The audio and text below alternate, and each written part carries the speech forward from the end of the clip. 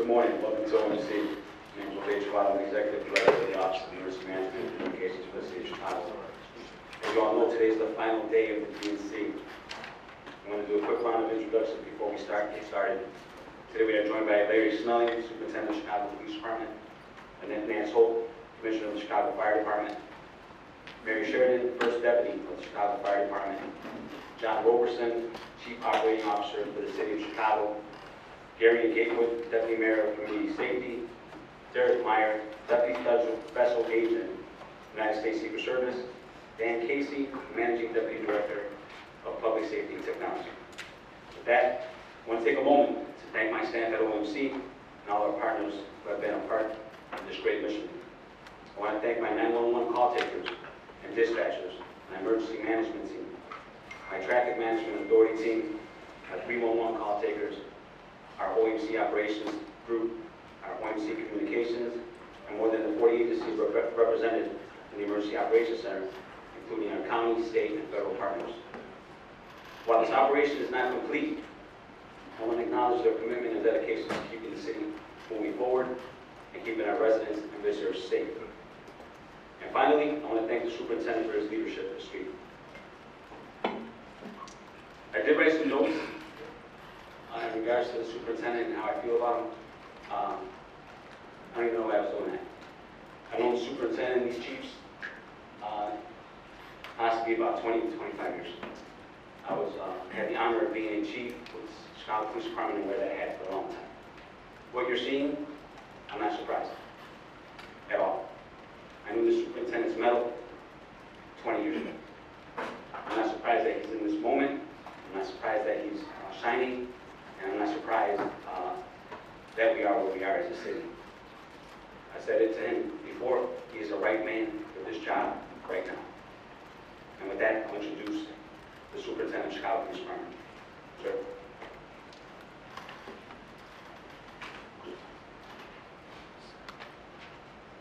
Well, thank you to the Executive Director. Humbling words, and the check is in the mail. Can't say enough about the partnership with OEMC and his leadership over here.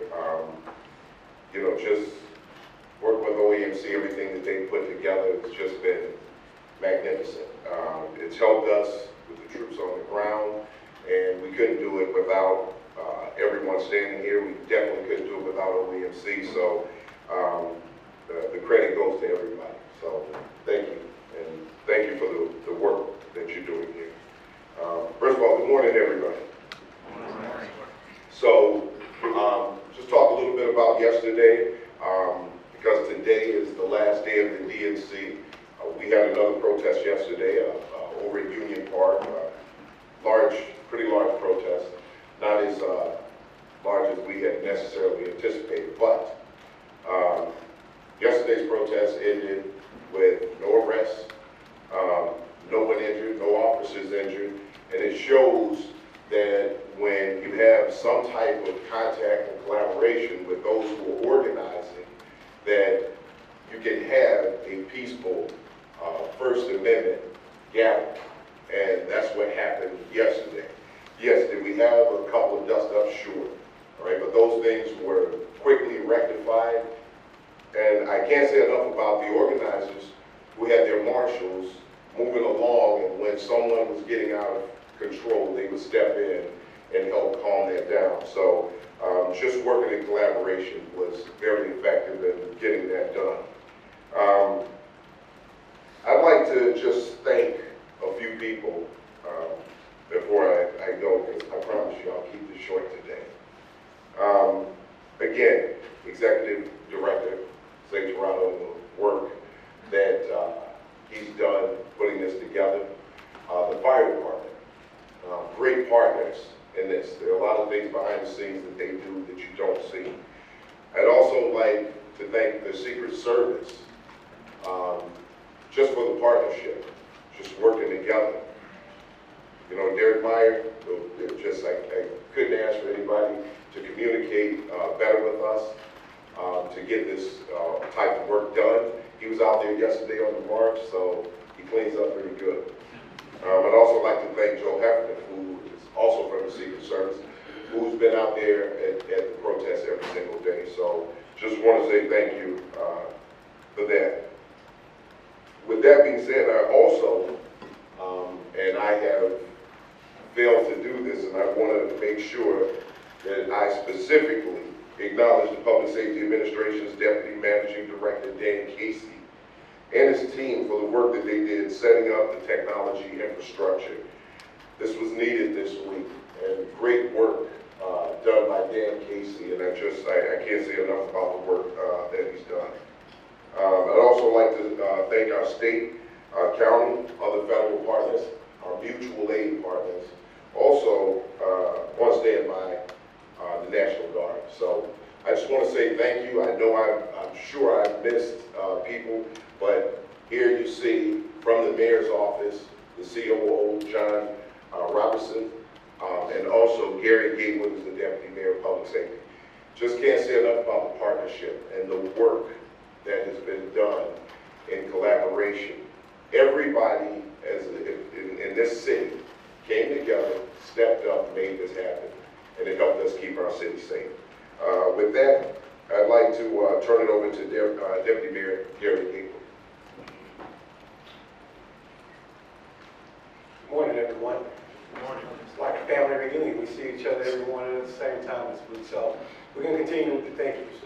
Obviously, we want to thank Mayor Brandon Johnson, thank our COO, thank everybody who's put in a ton of work to make this happen. The superintendent went through his team and OEMC. I'll talk a bit about the work that's going in with CDOT, Streets and Sanitations, and our deputy mayors across the board.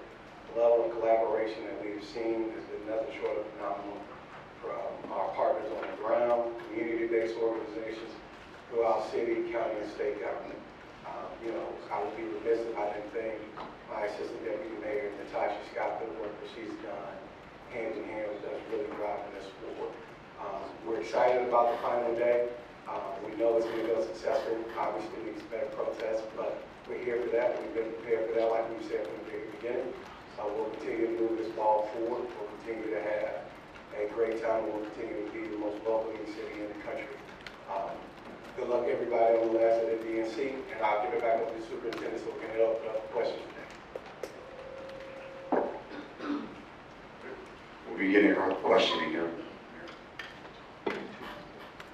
Superintendent Mayor Kowalczyk, UC7 Chicago. I know you mentioned this week it's time to forget about 68. As we reach the finish line of the DNC, how can you reflect on how much things have changed? You talked about that communication with the organizers, their own marshals, and just talk about the work your team has done this week to keep things calm for the most part. So what has changed? Leadership. Top down, not bottom up. When we look at the chiefs over here, the overall incident commander, Chief Dwayne DeVries, did just the phenomenal work that he's done from beginning to end.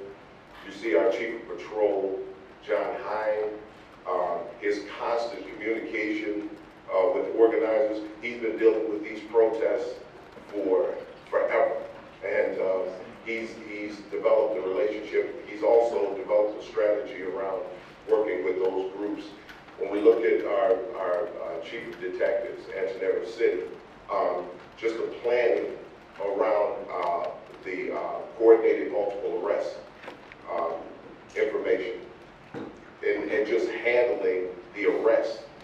Also, who has worked in lockstep with her, Chief Yolanda Talla from the Bureau of Internal Affairs, who've just done such a great job, the two of them working together to put this planning together to make sure that we're doing everything the best possible way that we can.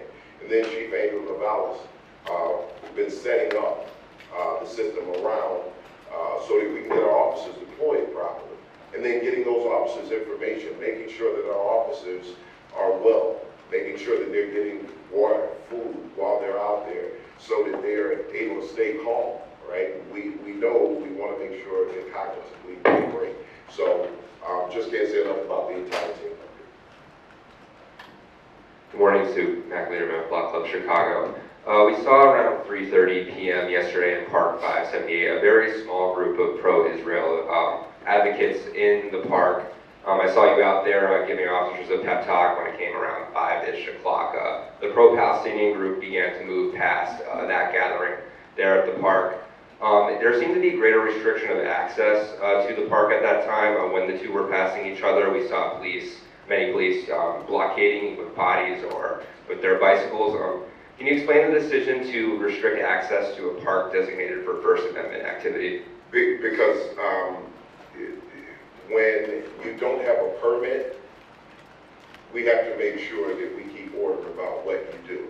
So that park was permitted. This was an unpermitted protest. Morning, Superintendent Sam with the Tribune. Good morning, sir.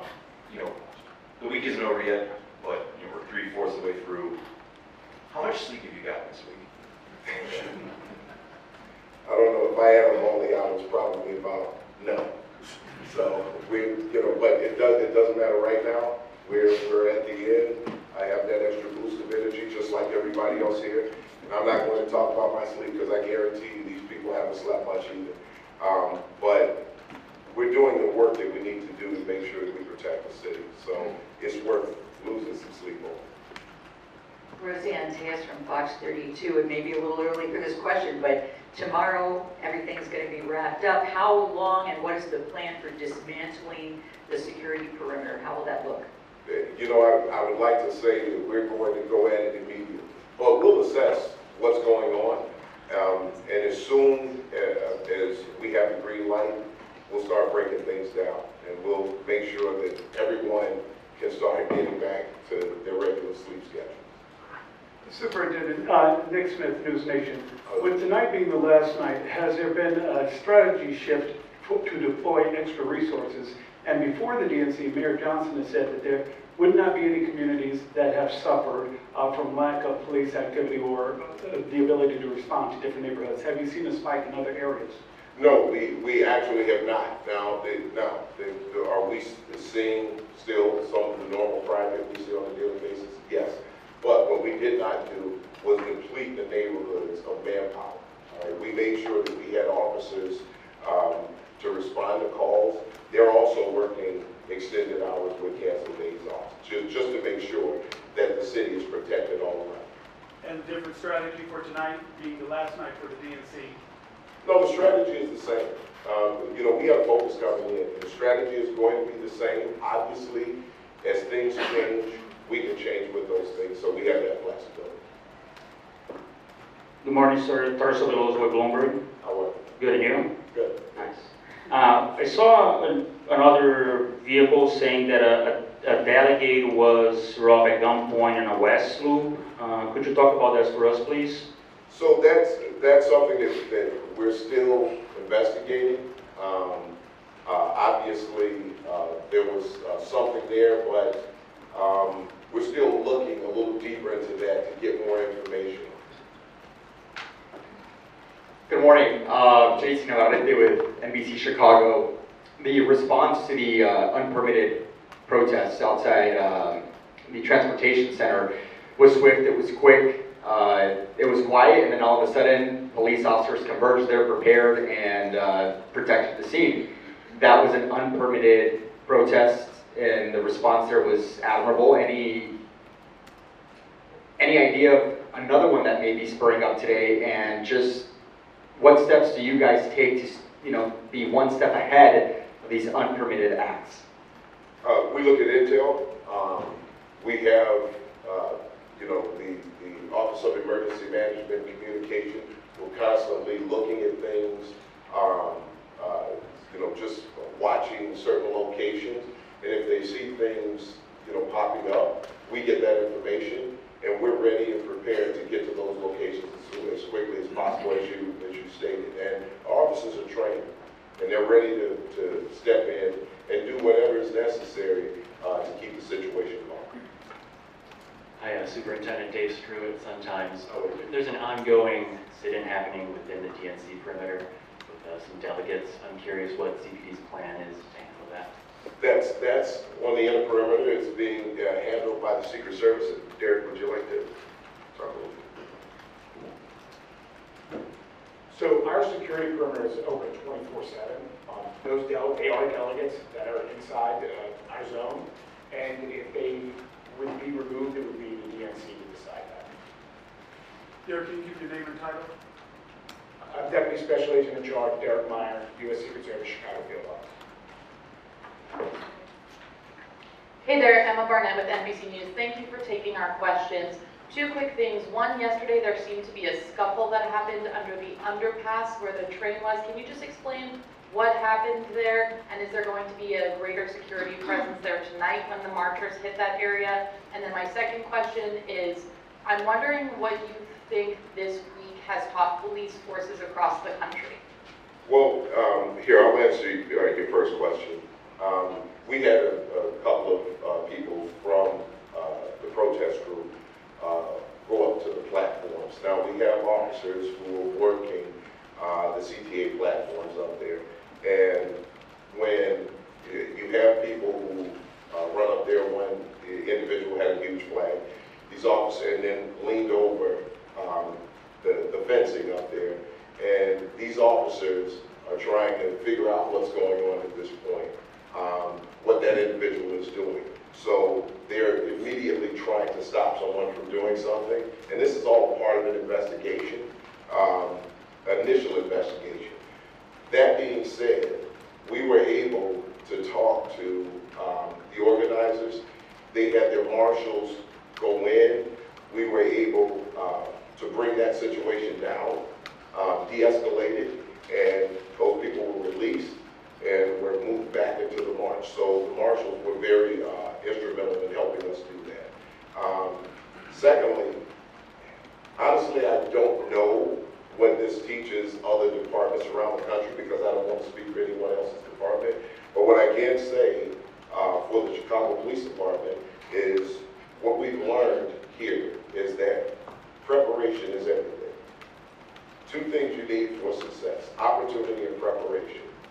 We had the opportunity to respond to the Democratic National Convention, and we were prepared for it. And that preparation came through training, and our officers just worked with a level of pride that was just unbelievable. Good morning, Leah Skeen with AP.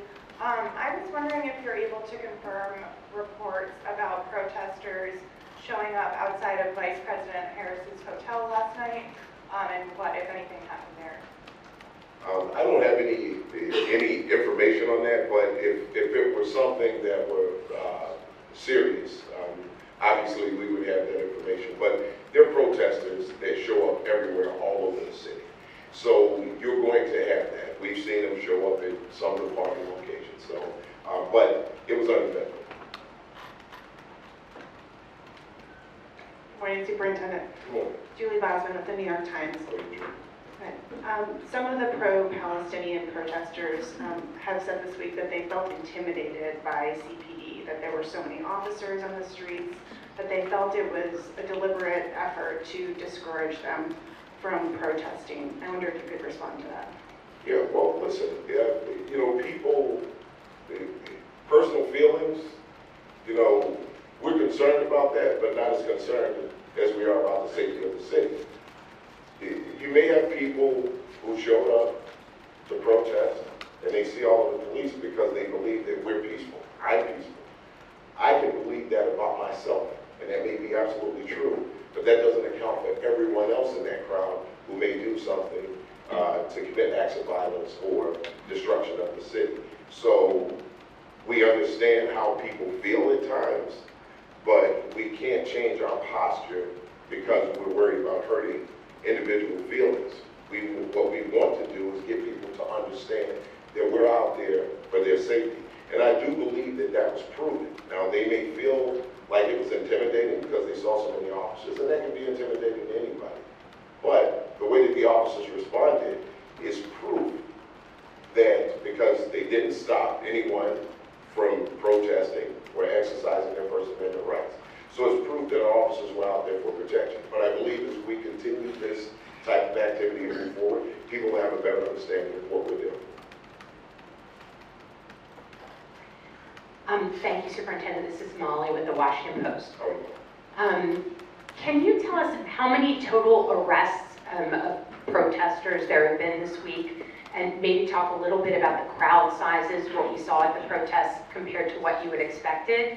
And then also, you had talked about de-escalation, and you offered that one example. I wondered if there were other examples we might not know about where that might not have made the news because police and protest marshals had de-escalated. So that's a lot there, Molly, but so here, let me just talk about a few things. We'll get you the number of arrests. But when we look at the protests, there was a difference. So when you talk about crowd size, what you saw yesterday was completely different, and there was a completely different focus from what you saw that occurred on Tuesday. The individuals who showed up on Tuesday came here strictly to commit crimes, to fight with the police and cause destruction to the city. That wasn't the focus of the group yesterday. They just wanted to be heard. And we allowed that to happen. But where we saw the possibility of violence, and not only the possibility of violence, but where violence actually occurred, our officers responded to that. And they responded to violence based on the way they were trained, based on proportionality, based on the Constitution that we all uphold. And we did the exact same thing yesterday, except yesterday, it was all First Amendment activity. Yes, there were a couple of scuffles in there, but having that relationship with the organizers from the beginning and having some level of agreement, the marshals did a great job of stepping in. And I just think that was just a recipe for success. Hi, Megan Hickey, CBS Chicago. Good morning. Good morning. Talking about that scuffle on the platform yesterday, can you talk a little bit about the role of the folks in the yellow safety vests and how they work alongside police to maybe diffuse those types of situations? Yes, and so I don't like to necessarily say they work alongside police, but what they're doing is they are policing basically their own protesters. They're making sure that people stay in line. If we ask them, hey, listen, the group is getting out of control, we need to get them back in line, they'll run over and start talking to people to get them back in line. And that was very helpful to us because it reduces the risk of a confrontation between the police and protesters. So that was very helpful to us. So anytime I see a group out there, as marshals, we know for the most part, they're out there just to exercise their First Amendment rights. Good morning, Superintendent. Good morning. Adam Haverly with NBC5 Chicago. Some of the early cost estimates we showed, or we have seen, estimated that there was potentially $25 million in overtime, $10 million in initial straight time, upwards of $75 million on public safety for the DNC. Is that an accurate total, and what would you say to people who would criticize that level of spending for policing the DNC? Well, first off,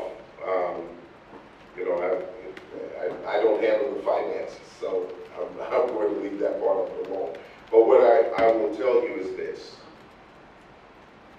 When it's necessary to protect the city, you have to make the investment. When we're looking at officers who are out there putting their lives on the line every day, those officers who are out there putting their safety at risk every day, leaving their families at home, the investment in keeping this city safe is absolutely necessary. So people can criticize what it takes, but nothing that you do that's worth anything is free.